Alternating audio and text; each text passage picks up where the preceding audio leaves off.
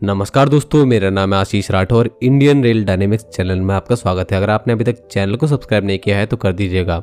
आज बात करेंगे इंडिया बांग्लादेश रेलवे लाइन के बारे में। ये रेलवे लाइन जो है इसके बारे में मैं आपको पहले भी बता चुका हूँ कई वीडियोज़ में, लेकिन आज की वीडियो में बात करेंगे क्या इसमें कितना काम हुआ है और इसकी डेडलाइन क्या होने जा रही है अब नई।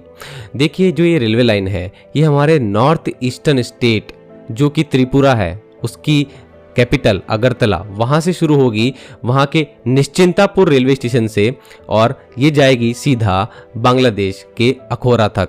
ये रेलवे स्टेशन वहाँ पर बनेगा। अब जो ये दूरी है निश्चिंतापुर और बांग्लादेश के अखोरा के बीच में ये 15 किलोमीटर है। इसमें 5 किलोमीटर अप्रॉक्स इंडियन साइड में पड़ रहा है और 10 किलोमीटर बांग्लादेश की साइड में पड़ रहा है। दोस्तों, इस रेलवे लाइन की जो नींव रखी गई थी 2010 में रखी गई थी, जब बांग्लादेश की प्रधानमंत्री शेख हसीना जी इंडिया आई और मनमोहन सिंह जी जो उस वक्त के प्रधानमंत्री थे उनके साथ मुलाकात करी और इस कॉरिडोर के बारे में बातचीत हुई दोनों देशों के बीच में। दोनों ही देशों को इससे फायदा होने जा रहा है। देखिए, सबसे पहली बात तो त्रिपुरा के लोगों को बहुत बड़ा फायदा होगा इस रेलवे लाइन से। त्रिपुरा के लोग जो अभी अगर बंगाल के कोलकाता तक जाते हैं तो उनको 38 घंटे तक का भी समय लग जाता है। 1613 किलोमीटर की दूरी हो जाती है वाया सिलीगुड़ी। अब जब ये रेलवे लाइन बन जाएगी 15 किलोमीटर की तो 514 किलोमीटर की ही दूरी सिर्फ रह जाएगी वाया बांग्लादेश।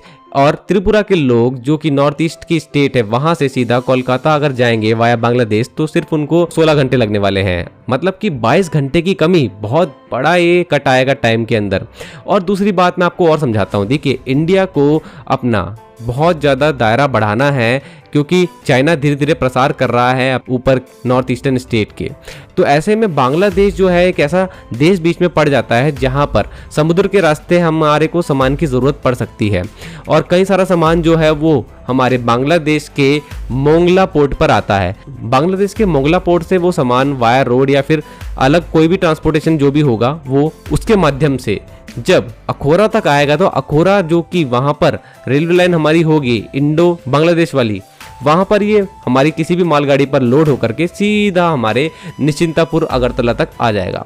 अगरतला आने के बाद में अगरतला जो कि हमारी इंडियन रेलवेज की मेन लाइन से कनेक्टेड है गुवाहाटी तक, तो गुवाहाटी तक सामान पहुंच जाएगा। फिर गुवाहाटी से उस सामान को आगे ले जाने में कोई दिक्कत नहीं आने वाली। फिर आगे ये eastern dedicated freight corridor, western dedicated freight corridor के जरिए देश के कई बड़े बड़े इलाकों तक आराम से पहुंच सकता है। तो कुछ इस तरीके से प्लानिंग हो रही है।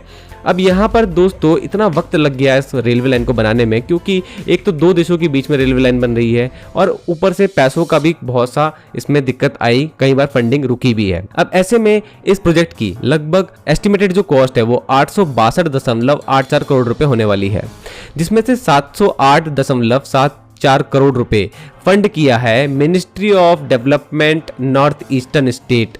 इन्होंने इतना फंड कर दिया। बीच में कई सारी दिक्कतें आई, इसमें सेंट्रल गवर्नमेंट ने इसी मिनिस्ट्री को कहा कि आप लोग थोड़ा और फंड लगाइए। तो ऐसे करते करते यहाँ तक इन्होंने खर्चा कर दिया। अब आखिरी में फाइनल खर्चा जो है वो सीधा मिनिस्ट्री ऑफ रेलवे की तरफ से हो रहा है 153.8 करोड़ रुपए का, और ये फंड आखिरी में सैंक्शन कर दिया गया है इस प्रोजेक्ट के लिए। और अब बताया जा रहा है कि ये प्रोजेक्ट जो कि 2023 के मिड तक कंप्लीट होना था लेकिन अब नहीं हो पाएगा, 2023 के एंड में कंप्लीट हो जाएगा और अर्ली 2024 में इस रेलवे लाइन पर ट्रेनें चलने लग जाएंगी, ऐसा भी बताया जा रहा है। इरकॉन इंटरनेशनल को ये काम सौंपा गया है। अब देखते हैं दोस्तों कि ये लाइन कब तक पूरी होती है और बांग्लादेश और इंडिया का जो ये रेलवे कनेक्टिविटी का सपना है ये कब पूरा होता है, क्योंकि इससे दोनों ही देशों को काफ़ी ज़्यादा फायदा होगा।